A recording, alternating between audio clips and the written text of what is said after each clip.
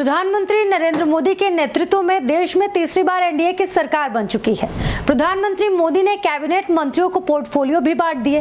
Bharatiya Janata party के राष्ट्रीय अध्यक्ष जेपी नड्डा को मोदी 3.0 कैबिनेट में स्वास्थ्य एवं परिवार कल्याण मंत्रालय के साथ साथ रसायन और उर्वरक मंत्रालय की जिम्मेदारी सौंपी गई है।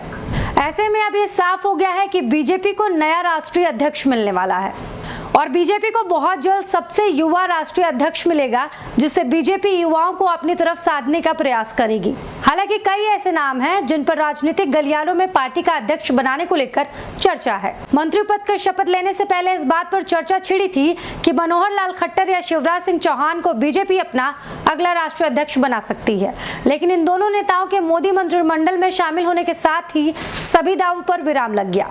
ऐसे में बीजेपी अध्यक्ष के लिए जो नाम सबसे पहले सामने आ रहा है वो है हमीरपुर लोकसभा सीट से 5 बार के सांसद अनुराग ठाकुर को इस बार मोदी मंत्रिमंडल में जगह नहीं दी गई है। इस वजह से भी उनको पार्टी का राष्ट्रीय अध्यक्ष बनाए जाने के दावों को बल मिलता है और पार्टी उनको बीजेपी का राष्ट्रीय अध्यक्ष बना सकती है, क्योंकि बीजेपी में अनुराग ठाकुर का कद बहुत बड़ा है और युवाओं के बीच अनुराग ठाकुर काफी लोकप्रिय चेहरा है। अगर पार्टी के अंदर अनुराग ठाकुर के अनुभव की बात करें तो यूथ बीजेपी के अध्यक्ष के रूप में वो काम कर चुके हैं।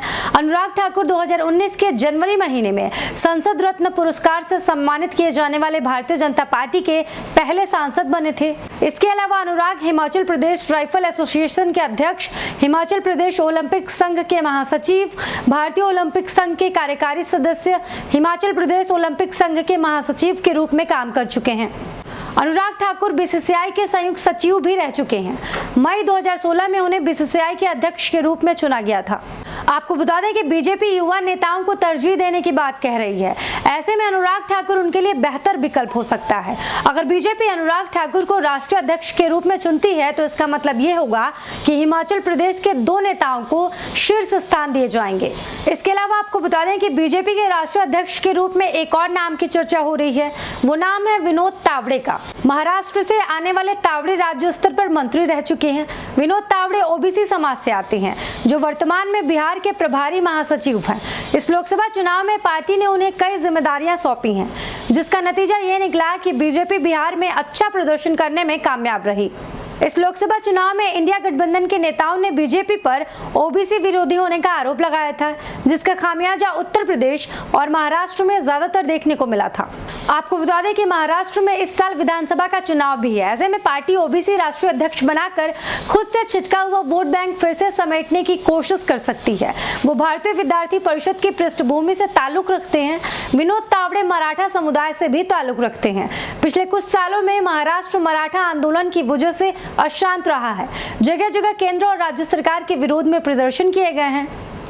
ऐसे में विनोद तावड़े यहाँ तुरूप का इक्का साबित हो सकते हैं।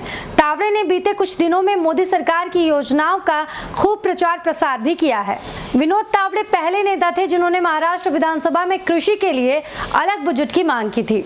इसके अलावा आपको बता दें कि पीएम मोदी के करीबी ओम माथुर, के लक्ष्मण, आरएसएस के बड़े प्रचारक रह चुके बीएल संतोष और अमित शाह के करीबी सुनील बंसल और संघ के करीबी संजय जोशी भी इस रेस में शामिल हैं।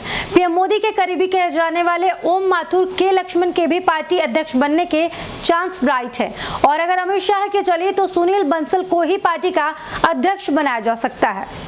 वैसे आपको क्या लगता है, बीजेपी पार्टी का राष्ट्रीय अध्यक्ष किसको बनाना चाहिए? कमेंट सेक्शन में अपनी राय जरूर बताइएगा और बाकी देश दुनिया की तमाम खबरों के लिए हमारे चैनल को लाइक, शेयर, सब्सक्राइब करना मत भूलिएगा।